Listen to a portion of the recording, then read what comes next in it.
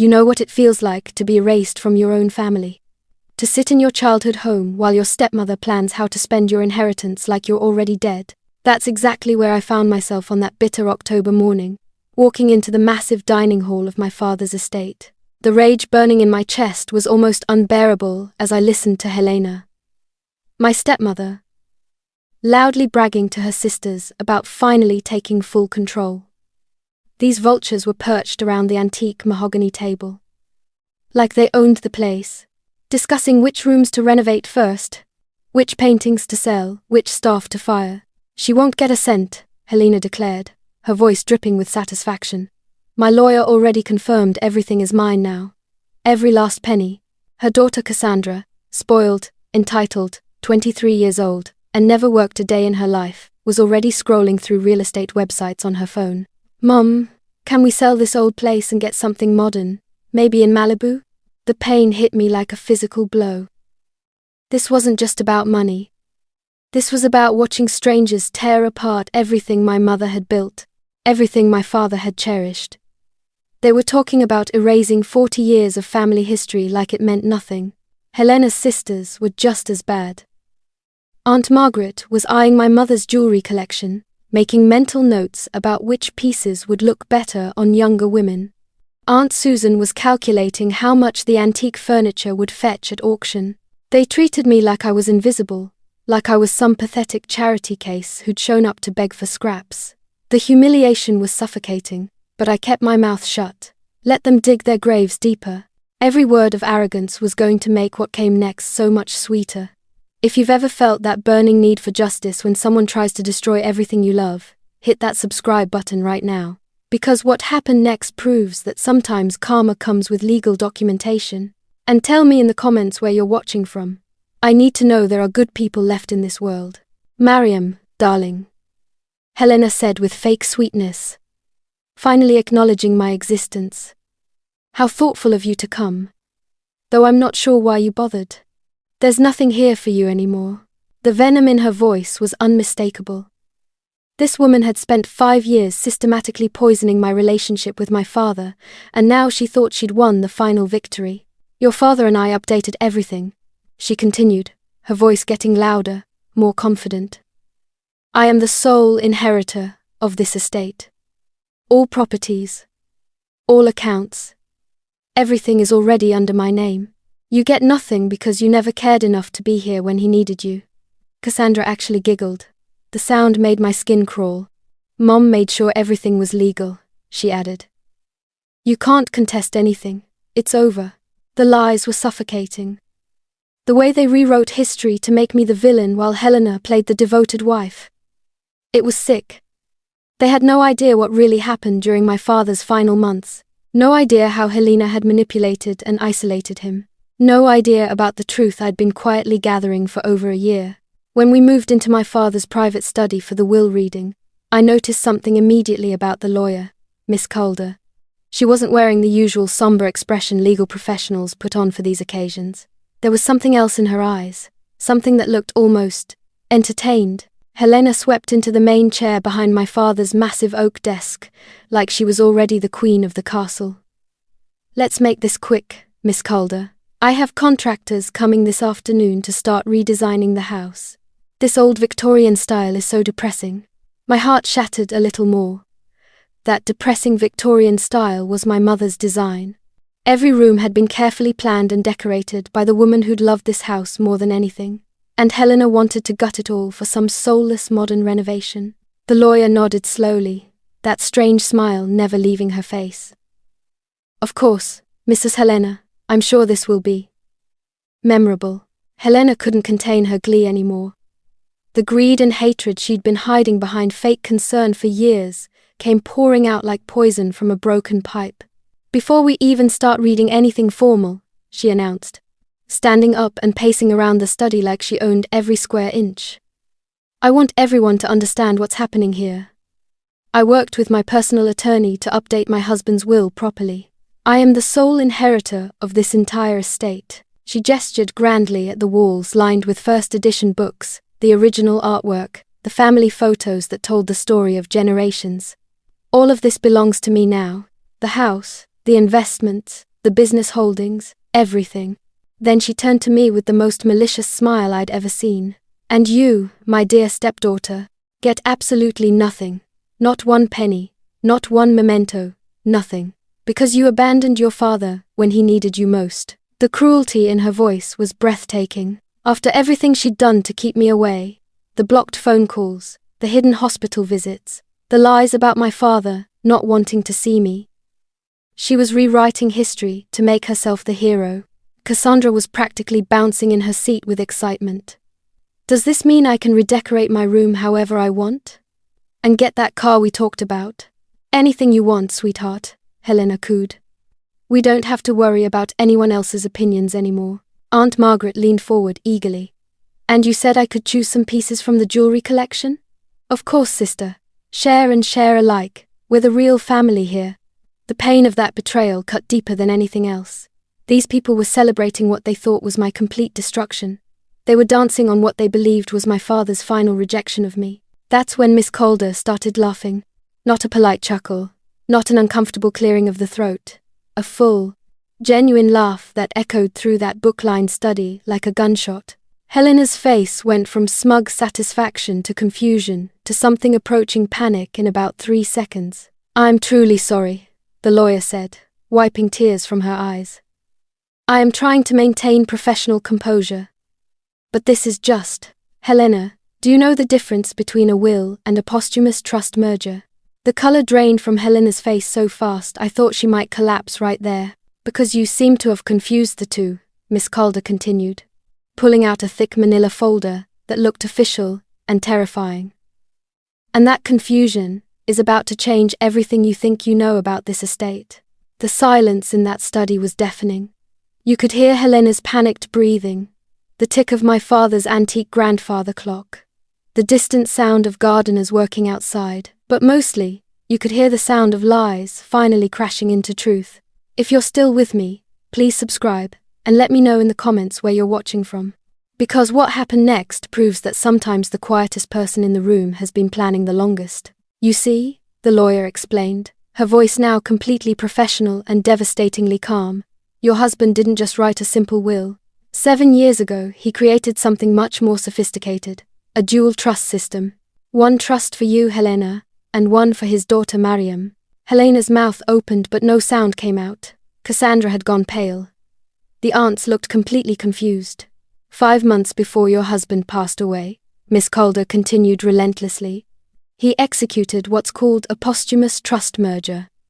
He merged your trust into Mariam's trust, making her the sole beneficiary of the combined assets. Helena finally found her voice, but it came out as a whisper.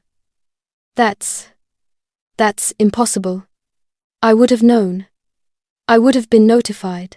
You were notified, the lawyer said simply. The documentation was sent to your personal attorney, who confirmed receipt. The merger became legally binding the moment your husband passed away. I watched Helena's world collapse in real time.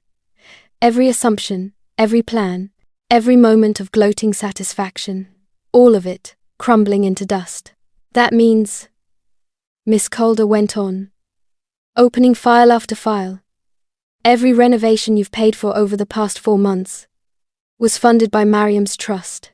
Every car you've purchased, every piece of jewelry you've bought, every expense you've charged to your accounts. All of it has been paid for by money that legally belongs to Mariam. Helena staggered backward, grabbing the edge of my father's desk for support. The mansion you've been redecorating, owned by Mariam. The investment accounts you've been drawing from, Mariam's. The business holdings you thought were yours, all Mariam's. Cassandra started crying, actual tears streaming down her face as the reality hit her. Mom, what does this mean? What does this mean for us? But Helena couldn't answer. She was staring at the lawyer like she was watching her own execution. That's when I finally spoke, my voice steady despite the storm of emotions raging inside me. It means your mother has been stealing from me for 4 months.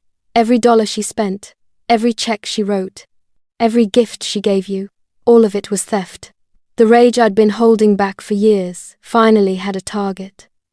Not just anger at losing my father, but fury at watching this woman systematically destroy everything he'd built, while playing the victim. But there's more, isn't there, Miss Calder? I said, looking directly at Helena.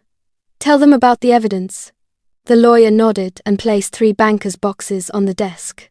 Hospital phone records, showing Helena routing calls away from Mariam during her father's final weeks. Emails to nursing staff requesting that Mariam's visits be discouraged. Deleted voicemails from Mariam that were never passed along to her father. Helena's face had gone completely white. Security footage of Helena intercepting mail addressed to her husband from Mariam. Medication logs that don't match doctor's orders. And my personal favorite, a recorded confession from Nurse Patricia Williams, whom Helena tried to bribe to keep Mariam away from her father's bedside. The truth was finally coming out, and it was uglier than I'd even suspected. This woman hadn't just been greedy, she'd been systematic in her cruelty. She'd isolated my father from his own daughter. During the most vulnerable time of his life, she told everyone I abandoned him. I said, my voice breaking with pain and anger. But she made sure I never even knew how sick he really was. She hid his cancer diagnosis from me. For 3 months. 3 months, when I could have been helping him, supporting him, being the daughter he deserved. Cassandra was sobbing now, finally understanding the monster her mother really was. But Helena wasn't finished. Even facing complete defeat, her arrogance was still intact. "You can't prove any of this holds up in court," she screamed. "I'll fight this. I'll contest everything. My lawyers will tear this apart." Miss Calder opened one final folder. "Actually, there's one more thing to read. The actual will." She cleared her throat. "To my wife, Helena, I leave the sum of $1, as a symbol of exactly how much your lies and manipulation were worth to me in the end." Helena let out a sound like a wounded animal. "To her daughter, Cassandra, $1, with the hope that she learns to build her own life instead of destroying others. To Margaret and Susan, $1 each. With my disappointment at your participation in isolating my daughter from me." The symbolic humiliation was complete, but Miss Calder wasn't done.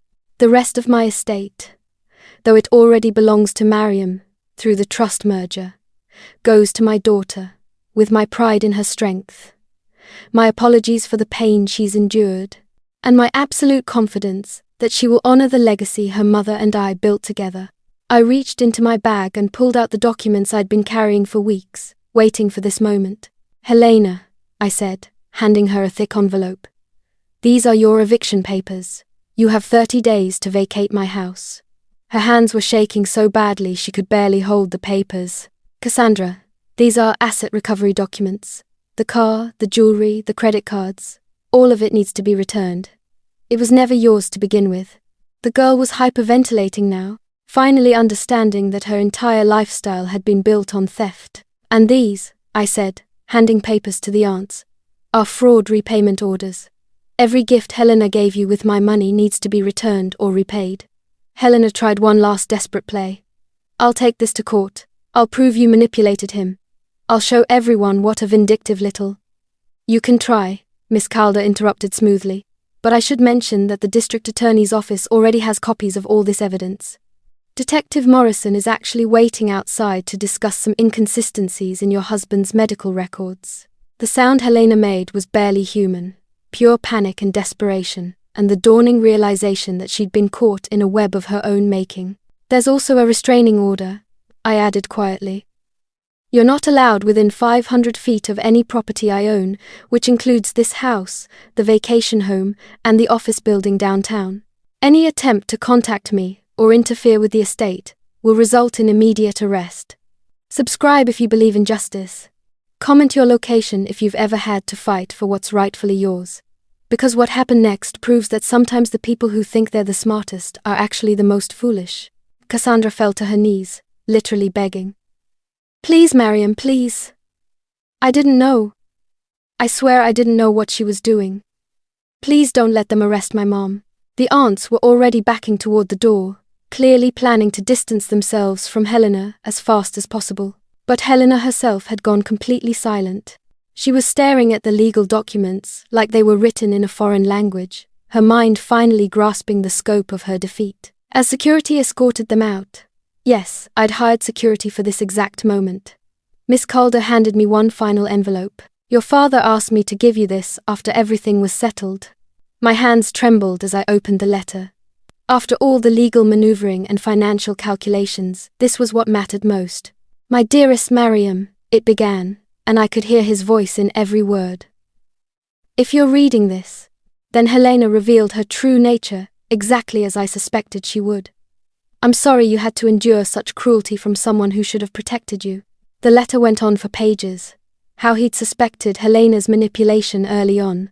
How he'd quietly documented every lie, every blocked phone call, every attempt to isolate me. How he'd worked with lawyers and private investigators to build an unbreakable case. "I couldn't confront her directly," he wrote, "because I needed her to believe she was winning. I needed her to expose herself completely so you would be protected from any future attempts at manipulation or fraud." The tears came then, but they weren't tears of sadness anymore.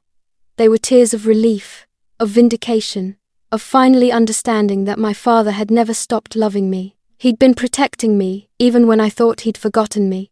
"You stayed away not because you didn't care," the letter continued, "but because you sensed the poison in our house and refused to be contaminated by it. That moral clarity, that strength of character, that's what convinced me you were worthy of everything your mother and I built together." As Helena's screams echoed from the driveway where police were taking her statement, I walked to the window and looked out at my mother's garden. Helena had tried to have it torn up for a tennis court, but the gardeners had refused without my direct approval. Thank God for small miracles. "We did it, Dad," I whispered to the empty room. "Your plan worked perfectly." She never even saw the trap closing around her. The rage was still there. It probably always would be. The pain of lost time, of manipulation, of watching evil people try to destroy everything good in my life. But there was something else now too. Peace. Justice. The knowledge that truth had finally prevailed over lies. You want to know what the most dangerous person in the world really is? It's not the one making threats or demanding attention.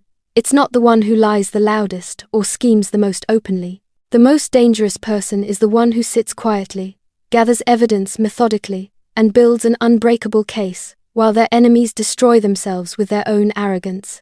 Helena thought she was so clever, so manipulative, so certain of her victory. She thought she could outsmart a man who'd built a business empire from nothing, who'd survived economic crashes and market upheavals and decades of corporate warfare. But my father taught me something she never understood. True power isn't about taking what doesn't belong to you. It's about protecting what matters most, even when it costs you everything. The estate is mine now, legally, morally, and completely. But more than that, I understand what he really left me. Not just wealth or property or business holdings, but the knowledge that good people don't always finish last. Sometimes, if they're patient enough and smart enough and strong enough to endure temporary pain for permanent justice, they finish exactly where they belong. And the Helenas of the world, they finish in handcuffs, facing the consequences of every lie they told, every person they betrayed, every piece of evil they thought they could hide behind fake smiles and legal loopholes. That's not revenge. That's justice. And justice, real justice, is always worth the wait. So remember that the next time someone tries to tell you that cheaters always win, that good people are just naive, that being honest is for suckers. They don't know what they're talking about. Sometimes the quietest person in the room has been planning the longest. Sometimes patience is more powerful than aggression. And sometimes justice comes with a lawyer's briefcase and legal documentation that can't be argued with, or bought off, or manipulated away. My father's final gift wasn't money. It was proof that love finds a way to protect what matters most, even from beyond the grave. Subscribe if you believe justice wins in the end. Comment where you're watching from, if you think good people can still triumph. Because the war is over, the truth has won, and sometimes that's all that matters.